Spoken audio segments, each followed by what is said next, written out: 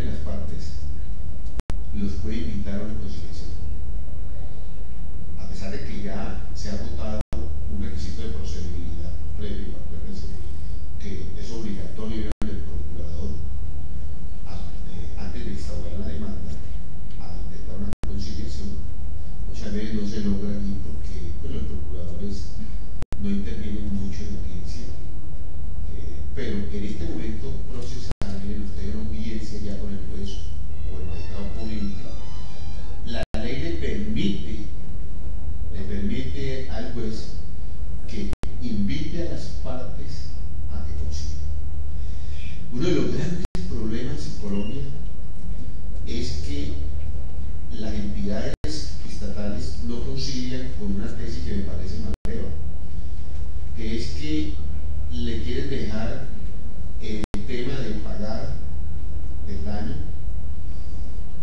a la administración que sigue. O sea, el tema es el siguiente: las entidades estatales trabajan con recursos escasos, ¿sí? Entonces el gobernante de turno, el gobernador de la entidad, cuando le presentan una demanda y lo invitan a la conciliación de la Procuraduría, se abstiene de conciliar. ¿Por qué? Porque dice de dónde saco la plata, o si la saco descompleto para otro proyecto que tengo. Entonces, mentalmente se imaginan o plantean, sin decirlo, a veces le dicen al abogado: vaya y la que lo consiga. Y lo mandan a que lo consiga. Pero la intención es que la nueva administración sea la que pague ese daño. ¿Entendieron? Bueno. ¿Qué consecuencia tiene eso? Que es que ese daño o esa pretensión que está tasada en ese momento, tanto en Procuraduría como ahora en la etapa inicial, que puede valer, ejemplo, 40, 50, 100 millones, por el solo hecho de no conciliar y dejar que el proceso llegue a una etapa posterior, muy posterior, que son años, esos 100 millones se convierten en 2.000, 3.000 millones de pesos. Eso en el fondo es el gran problema que tiene el Estado colombiano. Cuando ustedes oigan hablar, inicialmente el doctor Fernando Carrillo con la Agencia de Defensa Judicial y los ministros que han venido, sobre todo también el ministro de Hacienda, uno de los grandes problemas que tiene este país es que la cuantía de las demandas, ¿sí?, son superiores a todos los rubros de funcionamiento del Estado.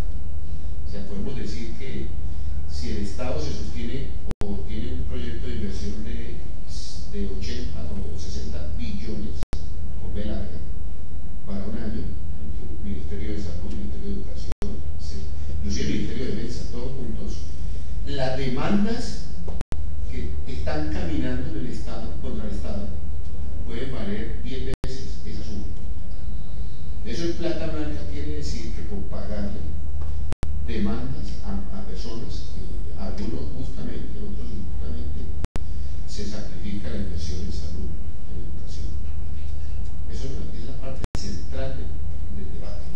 O sea, y aquí en Colombia ya hay carruseles de abogados que manejan ese tipo de cosas. O sea, el sacrificio de la inversión social está muy unido al problema del pago de las sentencias judiciales.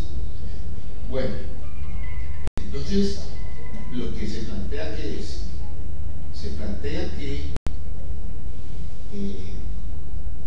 el juez dinámico de ahora, de la ley 1437, ese juez que va a jugar un rol protagónico, ya no es el juez que delega, inclusive judicantes, lo voy a decir con toda sinceridad, el juez es que le entrega la justicia a los judicantes, magistrados. Y les va a decir una cosa: en el Consejo de Estado comprobé, como decía mi abuelita, por estos ojitos que muchas sentencias que uno hacía acá en el tribunal con toda la furia del caso, se las han peleado, sobre todo tutelas, y se las resolvía el judicante del Consejo de Estado. Se las revocaban a uno veces. Entonces, es muy verdad. Y que se supone que el responsable quién es el titular.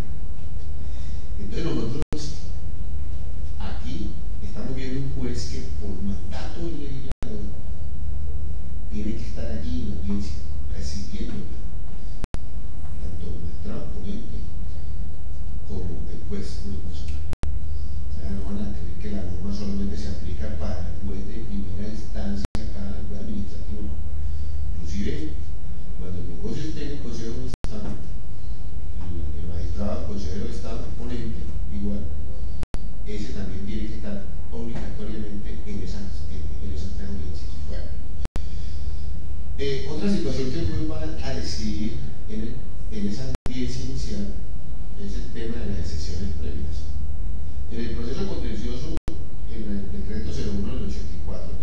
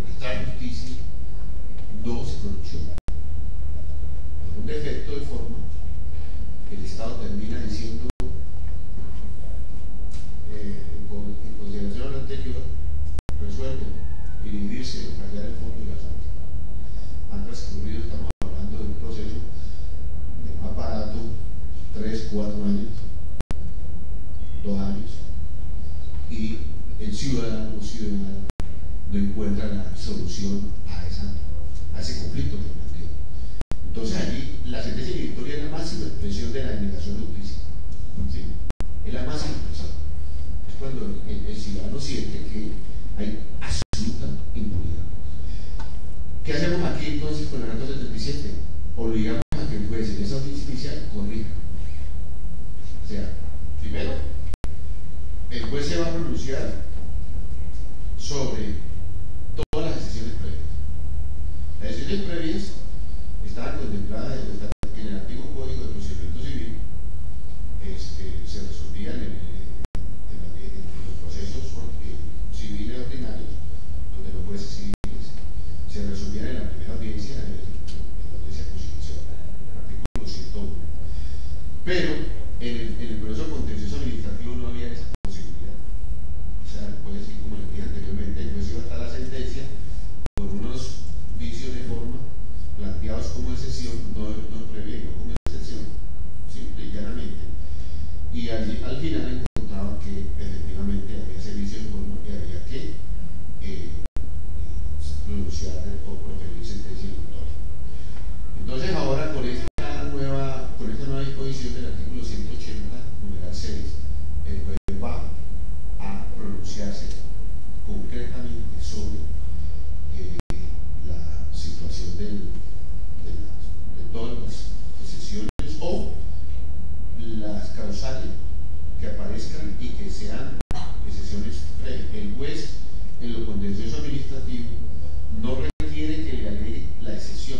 Eso es un privilegio, entre comillas, que tiene la administración, pienso yo, porque en el proceso civil, donde se mueven intereses privados, el juez solamente puede fallar excepciones planteadas. En el proceso contencioso administrativo, como el demandado siempre tiene que ser una entidad estatal, tanto el código anterior como el nuevo código le permiten al juez que se pronuncie sobre excepciones que resulten probadas, así no hayan sido alegadas. ¿Entendieron bien? O sea, es como una protección, como una ayudita, entre comillas, a los abogados de la entidad estatal. Es que el abogado de la entidad estatal aquí me que debido a sinceridad. Me tocó en 9 años ahí en el tribunal, pero así como vi muchos muy buenos, muy acuciosos, muy estudiosos, sí, vi unos que a uno francamente le daban como almas, porque presentaban esas decisiones, decían me atengo, ¿no?, a contestar la demanda, a la decisión, me atengo a lo que prueba el hecho de sentencia, y luego propongo la decisión genérica, una vez que eso lo han inventado, eso no existe en ningún código, la genérica. Las decisiones tienen que haber las activas y tienen que tener denominación, pero los abogados de frescura no ponen con que se conviene y que como es un magistrado le hacen la ayuda, y entonces pues le toca, y como el código de todas maneras lo contempla, el código contempla de que la excepción que resulte probada solamente funciona en la jurisdicción contenciosa administrativa, ojo por eso, no funciona en la jurisdicción civil.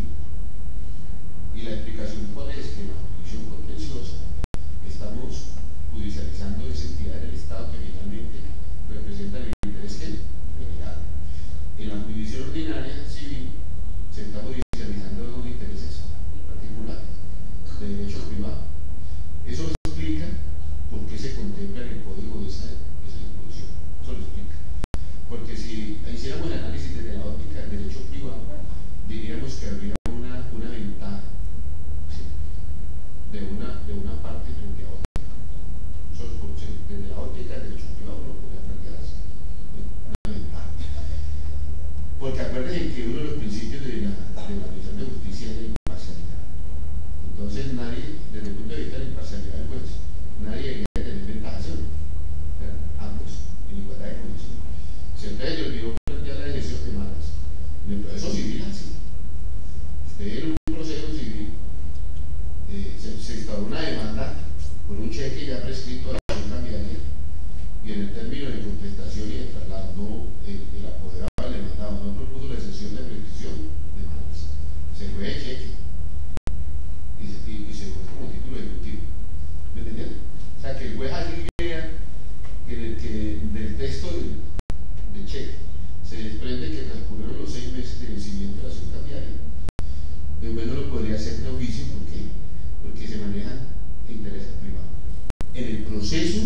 contencioso no sucede lo mismo. No sucede. Si el juez advierte, así no le alegue el apoderado desde la excepción, si el juez advierte hechos constitutivos de una excepción, el juez inmediatamente la puede decretar sin ningún problema. Sin ningún problema. Bueno, otro punto importantísimo es el tema de las medidas cautelares. ¿Cuáles son las medidas cautelares? Son las que se toman antes de la sentencia. Medidas cautelares. Normalmente, con el decreto 01 de 1984, que es el código que acabamos de dejar,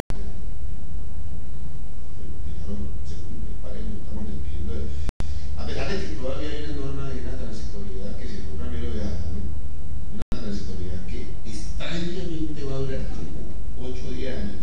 Ahora les explico por qué. Porque sería el primer código que rompería con una regla de la ley 153 del 87, que es que las normas de procedimiento entran a regir inmediatamente, y solamente se afectan los términos que estén corriendo, se dejan con la norma anterior. Eso es una disposición de la ley 153. Pero en el nuevo código parece ser, según Ramiro de Adán, ahora le voy a explicar, que la transitoriedad de la norma anterior se puede extender en el tiempo 8 o 10 años. Él explica, y de pronto tiene esta razón, que el problema es que la 1437 dijo que los procesos empezados con la ley anterior se terminan con la ley anterior, que eso me parece muy terrible. Y como más o menos sabemos que un proceso puede durar 8 o 10 años, entonces, según él, esos procesos, en Colombia van a haber 2 tipos de procesos. Unos con el decreto 01 y otros con la ley 1437. Si eso fuera durante un tiempo como lo previó la ley 153 del 87, los términos que van corriendo, bueno, manejan muy bien los procesalistas, pues digamos que es aceptable. Pero si vamos a tener en vigencia 2 tipos de procesos durante mucho tiempo, puede crear mucha confusión, y nosotros los profesores de administrativo vamos a tener que seguir enseñando el código, el decreto de Bogotá también, porque pues si solamente le vamos a enseñar la 1437 a los estudiantes, se van a meter en un problema, porque cuando vayan al proceso van a encontrar de pronto expedientes que están bajo la égida del decreto 01/84. ¿Sí entendieron? Bueno, ese tema es interesante. Entonces, en las medidas cautelares pasa esto, pasa lo siguiente. En el código en el decreto 01, el juez solamente es contencioso administrativo, aclaro, en ejercicio de la función contenciosa administrativa, el juez solamente estaba facultado para decretar medida cautelar, artículo 152, en las demandas de nulidad simple y en nulidad y restablecimiento de derecho. ¿Qué medida cautelar dictaba o podía decretar el juez? Suspensión provisional del acto administrativo. Esa medida la podía tomar el juez a solicitud del demandante. O sea, la demanda del demandante le pide al juez, según el decreto 01, artículo 752, que suspenda los efectos del acto administrativo que está demandando, pero había una cortapisa ahí, que es que la norma decía que el juez podría ceder a suspender provisionalmente el acto administrativo siempre y cuando a prima facie, que eso quiere decir de bulto, apareciera que el acto demandado es contradice abiertamente la norma superior. Porque acuérdense ustedes que los procesos de nulidad, tanto nulidad simple como nulidad de restablecimiento del derecho, lo que hay es una confrontación entre un acto administrativo demandado, que ustedes demandan, versus una norma de superior jerarquía. ¿Sí? O sea, un acuerdo, no puede demandar, por ejemplo, nulidad del decreto del alcalde porque violó un acuerdo. Siempre tiene que ser de superior jerarquía. Yo puedo demandar, por ejemplo, un acuerdo porque viola una ley, pero yo no puedo demandar un acuerdo porque viola el decreto del alcalde. O sea, siempre se conserva lo que llamamos la pirámide kelseniana, que es la norma superior en la que yo tengo que decir que fue violada. Entonces, Con el artículo 152 del código anterior, yo le pido al juez que me suspenda el acto administrativo, pero le tengo que demostrar que sin hacer ningún ejercicio mental, o sea, lo que llaman juicio hermenéutico, que el juez no tenga que hacer ningún análisis así de fondo, para que pueda acceder a suspender el acto administrativo.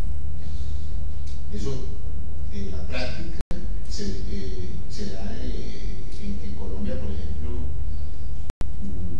yo creo que menos del 1% de las peticiones de suspensión prosperaron. ¿Por qué? Porque ningún juez, según lo que uno vivió y conversó y leyó, a los jueces les da mucho miedo hacer una cosa que llaman preconocimiento. Entonces, si yo en el acto admisorio la demanda, vamos por esto, suspendo el acto administrativo haciendo un ejercicio de fondo, casi que estoy diciéndole a las partes, sin haber escuchado al demandado. Porque en el auto admisorio, acuérdense que la demanda se la notifico al demandado después. Yo todavía no sé lo que me va a decir el demandado. Entonces, como juez, en el auto admisorio,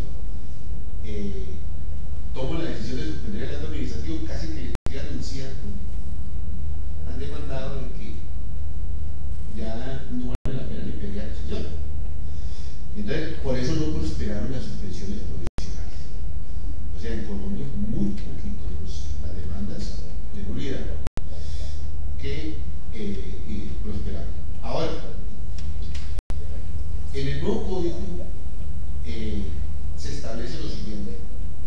Primero, se mezclaron todas las medidas cautelares, tanto las que existían en el código 01, en el decreto 01, como las que están previstas en las acciones constitucionales. ¿Cuáles son las acciones constitucionales? La acción de tutela, la acción popular, la acción de cumplimiento y la acción de ejecución. Entonces, ¿qué hizo el legislador? El legislador en el artículo 230, el legislador de la ley 1437, pues la juntó todas. Entonces, el juez administrativo ahora, el artículo 230, puede dictar las siguientes medidas cautelares. Miren ustedes. Una, que se mantenga la situación o que se restablezca el estado en que se encontraba antes de la conducta vulnerable. Eso es más o menos una cosa que llama statu quo, ¿cierto? Que es lo que le piden los policías. Y esa figura está contemplada en el decreto 2591 del 91 en la ciudad de tutela. Segunda medida cautelar que el juez lo puede hacer, esta sí me parece muy apropiada: suspender un procedimiento o actuación administrativa, inclusive de carácter contractual. Ustedes saben que el problema de las demandas, de las acciones de controversias contractuales, es que cuando sale la sentencia ya se ha ejecutado el contrato. Normalmente el que demandan en las acciones contractuales es el que pierde la limitación. Que cada segundo, entonces dice, me culparon, me hicieron una valoración equivocada de los factores de ponderación, etcétera, etcétera. Y sale a demandar, con justo derecho y justo derecho, pero demanda. Entonces, el demandante, en el momento, digamos que está hablando, asumamos que todo el mundo actúa de buena fe, el demandante lo que quiere hacer la obra.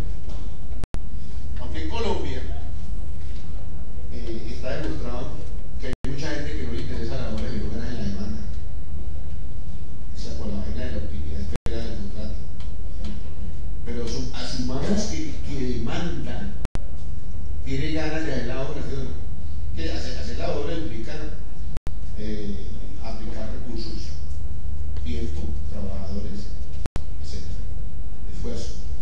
Pero cuando la persona le apunta a la utilidad esperada del contrato, ¿sí?, no le apunta a invertir recursos ni a invertir capacidad profesional, sino a ganarse el proceso judicial. Allí hay un problema ya de papayazo. Entonces, aquí con esta medida cautelar, lo que se busca es que el juez pueda de entrada, admite la demanda, acuérdense que las demandas, sobre todo si se pide nulidad, se pide la nulidad del acto administrativo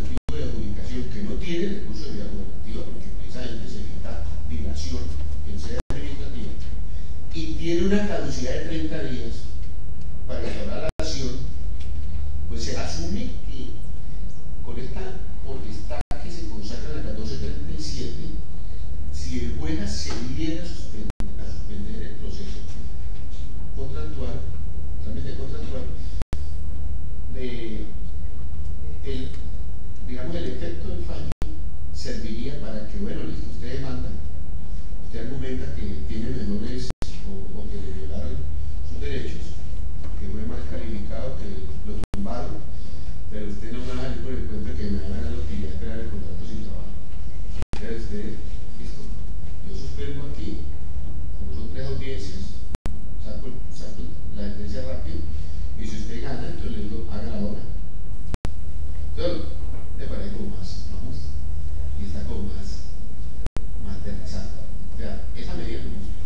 Esa medida está en las acciones populares, pero es que en las acciones populares, que son acciones constitucionales, acuérdense, nada, el juez es muy miedoso, porque siempre la acción constitucional es subsidiaria, fíjense ustedes, la acción constitucional, pero la tutela es subsidiaria, ¿sí? No es que sea acción principal, la acción, y casi siempre se plantea a veces como un mecanismo transitorio para evitar un perjuicio irremediable, pero el carácter de subsidiario frente a la acción principal, que cae siempre en la ordinaria contemplada en el Código Contencioso, no se pierde. Usted puede pedir la tutela como mecanismo transitorio, y si la conceden, el juez le puede dar hasta 4 meses para que usted inicie la acción correspondiente. ¿Se entiende? Eso quiere decir que la acción es subsidiaria, no principal. Entonces, en este caso, acuérdense que en la ley 472 del 98 estaban contempladas esas medidas cautelares de la acción popular, pero yo no conozco el primer juez que se le haya medido de negocio, porque no van a ser arriesgado en la acción constitucional. Pero ya en la acción ordinaria contractual, en la acción de controversia contractual, yo creo que el juez, porque el juez especializado es el juez administrativo, que nosotros queremos llevar en los temas, por ejemplo, los temas penales los llamamos al juez laboral, como pasó con el habeas corpus, que nos pusieron a todos los magistrados de los jueces a resolver problemas de habeas corpus con temas estrictamente de derecho penal. Que la gente dice que no, que es un problema de computar, que son 36 horas, que la persona, eso no es cierto. Los debates en la privación de la libertad son cosas que tienen mucho que ver con el derecho penal, con las garantías consagradas en el Código de Procedimiento Penal. Pero pueden a un juez civil o a un juez administrativo a que pronuncie un tema de un juez de garantías. Entonces uno para salvar el pellejo siempre tiene que ir no, porque si uno dice que sí, lo meten en problemas. Entonces aquí me parece que fue acertado dejar que el juez contencioso, que es el que sabe, el juez administrativo, el que sabe, que tiene que saber, porque a veces la gente le dice al doctor, pero ahí no es el problema de él. Hay una cosa que se llama verdad supina, que inclusive lo consagra la ley 734 del 2002, que dice que todo el que está haciendo el oficio debe estar haciendo el oficio. O sea, si usted va a una señora que vende empanada, uno asume que no la saca el pan. Pues si uno está de mala y se come la empanada mala es porque tuvo de malas. Pero lo que quiere decir verdad supina es que el que hace un oficio lo tiene que saber hacer. Si el doctor Oliveros, ustedes lo ven del profesor de enseñanza administrativa, porque algo de saber administrativo, ¿sí o no? Porque no hay una tragedia pues que tuviera señora al parado el enseñanza administrativo y saber administrativo. Entonces, esa parte es interesante porque el juez contencioso es el que tiene esa responsabilidad y el que sabe, metan en la cabeza eso. Por eso ustedes, muchachos, muchachas, cuando terminen su carrera, deben especializarse, porque a ustedes les va a tocar ejercer los roles de saber, el que sabe derecho civil, el que sabe derecho penal, el que sabe derecho administrativo, y entonces la gente supone que el que está aquí dice juez administrativo sabe derecho administrativo. Eso no puede ser institución, como si uno va a un cardiólogo y uno le diga me duele aquí y le dice no está nada. Bueno, otra medida que se conservó aquí es suspender provisionalmente los efectos de un acto administrativo. Se conservó igual que en la ley, que el decreto 01, artículo 152. Funciona como en el anterior. También a modo de demostración. Pero hay una cosa interesante aquí, que en esta medida cautelar el juez debe, y esto se estableció para todas las medidas. Voy a terminar de leerla y luego les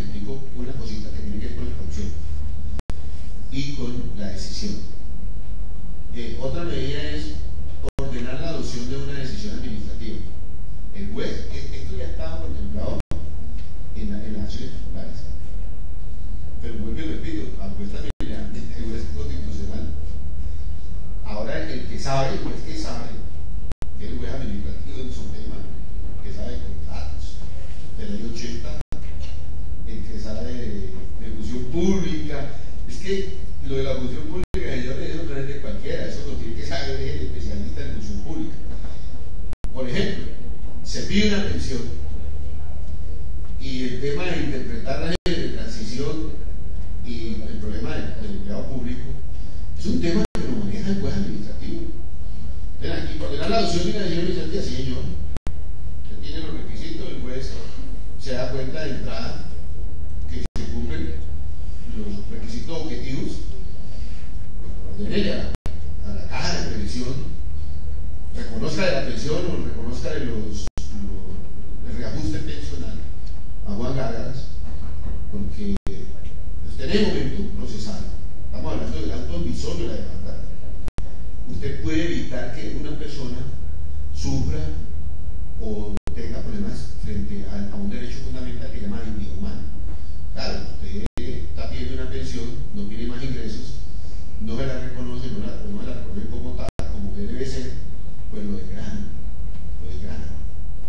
Solo el hecho de que usted tenga que ir a la tienda a fiar, y cuando pasa por esa tienda tiene que coger otro tajo porque ya de ahí no le vuelven a fiar porque uno no le guía a la tercera, pero a la cuarta ya uno tiene que ir a donde otro. Fíjate que estoy pendiente de una pensión, ¿sí? Espérate a ver. Pero es el cuento de lo creen a uno para ir un tiempito, luego ya al final ya empieza uno pues, a no saber qué hacer. Entonces, aquí en este caso, pues, el juez. Lo que sí prevé la norma también es que cuando la decisión sea discrecional, ¿cuáles son las discrecionales? En Colombia realmente decisión totalmente discrecional no existe. ¿Por qué? Porque el código, tanto el viejo como el nuevo, dice que toda decisión de la administración tiene que tener dos soportes. Una, que esté en armonía con los hechos que la comprometen, y otra, que sea razonable con el fin que lo autoriza. ¿Quién lo autoriza? El legislador. Entonces no hay una discrecionalidad absoluta. Ahora los ejemplos de discrecionalidad que le ponen a uno siempre son cuáles. La insubsistencia del funcionario del dinero en remoción. Pero resulta que el Consejo de Estado dice, si hay hasta cierto grado de discrecionalidad, pero hay unos límites. Uno de los límites es mejoramiento del servicio.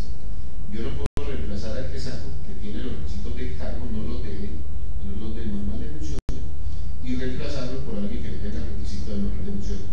Ese es un límite que estableció ¿quién? La jurisprudencia del Consejo de Estado. ¿Y tiene que ver con qué? Mejoramiento del servicio.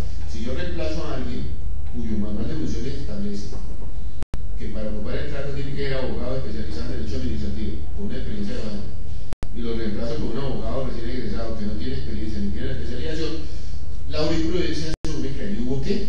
El mejoramiento del servicio. Miren que allí hay un tema interesante porque la discrecionalidad no es absoluta. El decreto 2400 del año 68 sí le permite al nominador del Estado que esos cargos de libre nombramiento de remoción los pueda, en cualquier momento, pueda disponer de ellos. Algunos cargos que son de alto nivel directivo, nivel ejecutivo, etc. Pero la jurisprudencia le dice, sí, usted puede hacerlo, pero no me puede mejorar el servicio. ¿Sí entendieron? No lo puede mejorar.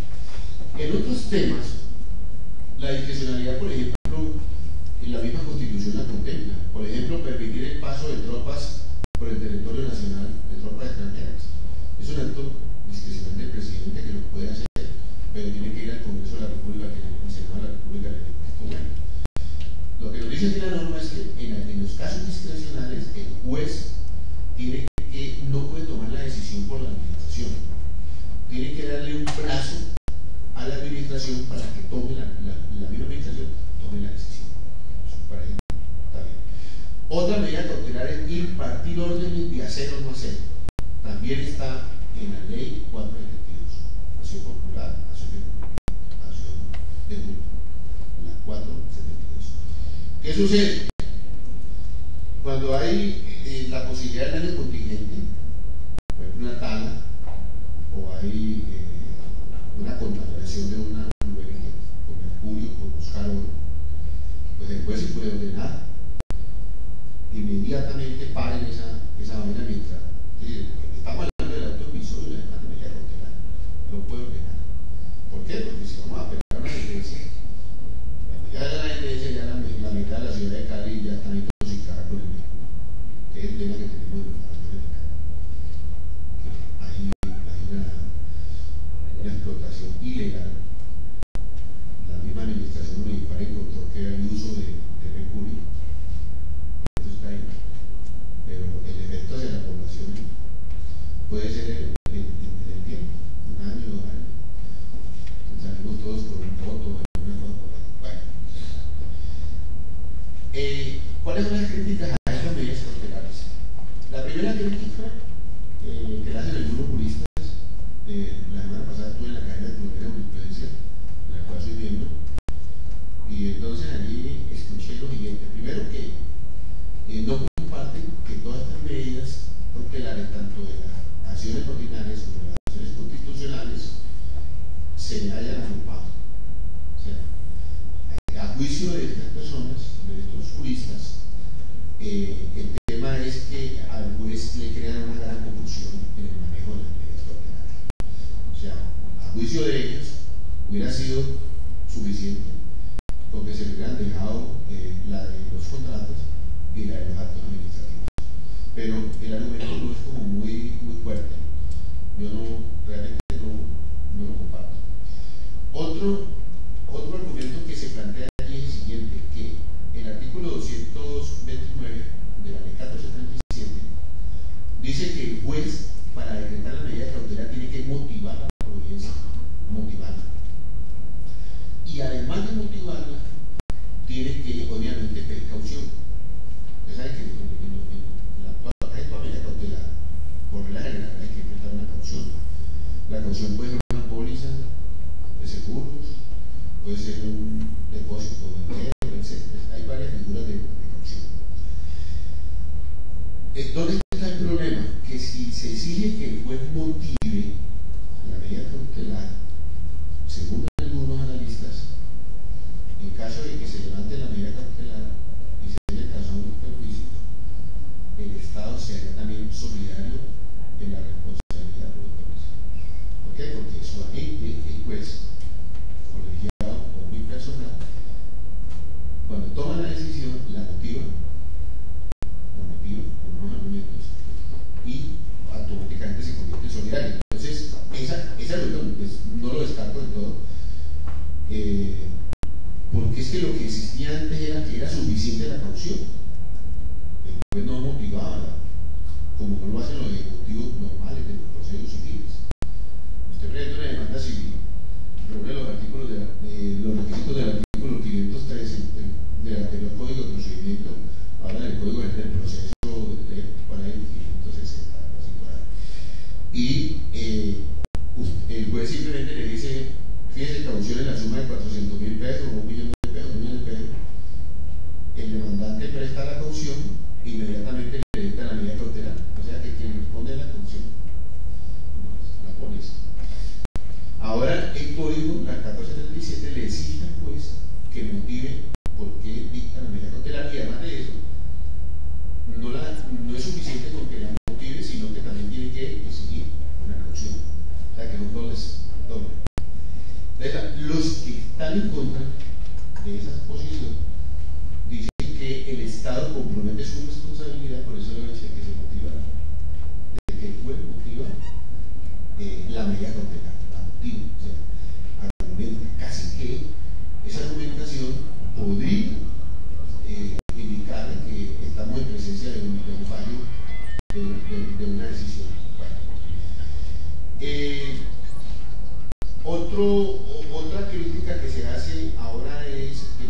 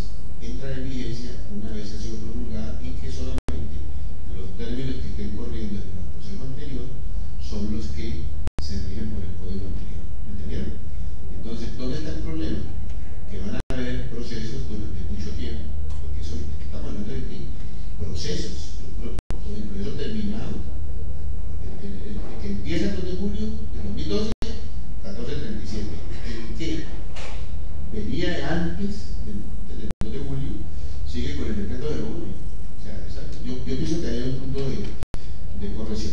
Bueno, y ya para terminar, les voy a explicar un poquito entonces ya lo de la parte de las etapas. Estamos diciendo que el juez mire que todo esto, tanto en medidas cautelares como en la audiencia, el juez tiene un rol muy activo, muy activo. Un juez que entra a jugar un rol interesante. Ya no es el juez que se esconde, el juez que se va. Yo pienso que muchos se van a sentir un poquito incómodos con eso. En la segunda audiencia se llama audiencia de pruebas. En la audiencia de pruebas, artículo 181, esa audiencia la convoca el juez antes de finalizar la primera audiencia, que es la audiencia inicial, y se debe realizar dentro de los 40 días siguientes. O sea, si nosotros pudiéramos entender esto, pudiéramos como aceptar de que los términos se cumplen, vamos a ver procesos que van a terminar en 4 o 5 meses. ¿Sí? Entonces, el juez tiene la posibilidad, cuando la discusión sea de mero derecho, tiene la posibilidad de no decretar audiencia de pruebas. Miren ustedes, una discusión de mero derecho, ¿cuál es? En la acción pública de nulidad. ¿Qué se discute en la acción pública de nulidad? Se discute que una norma, que un acto administrativo viene una norma superior. ¿Cuál es la discusión?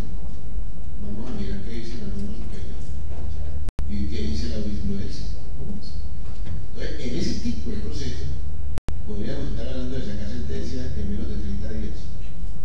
30 días. Miren que allá hay un papel activo del juez. El juez dice, no, esto es de mero derecho.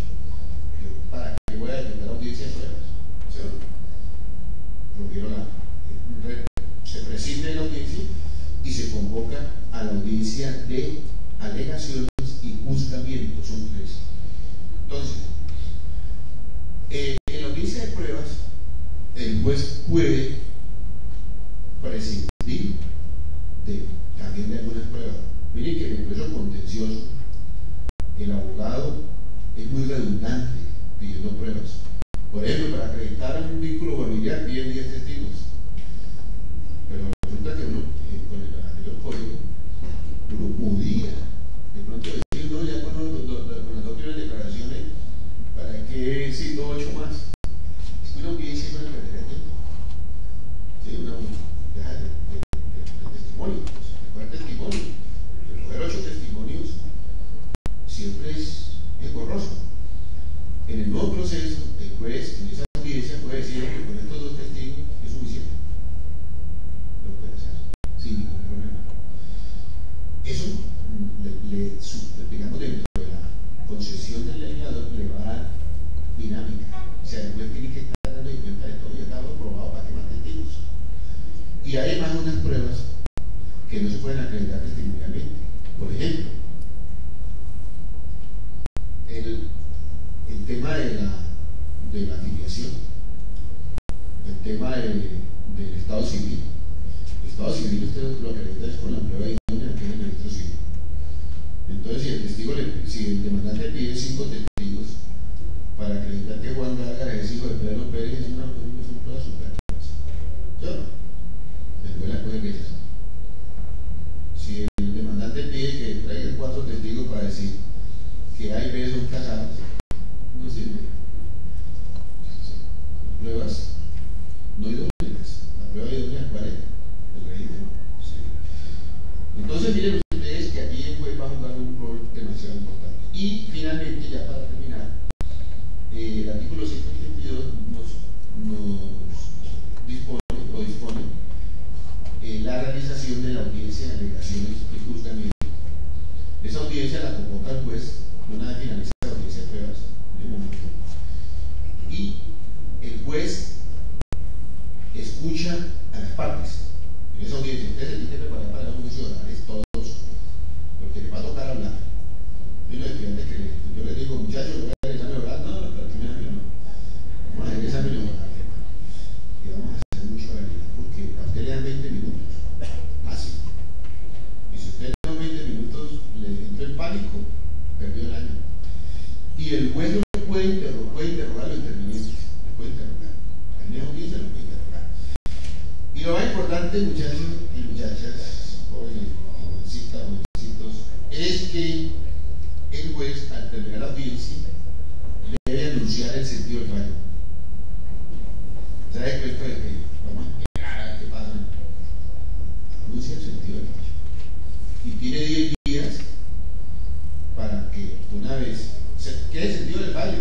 Se accede o niega preferencia. Ese es el sentido del fallo.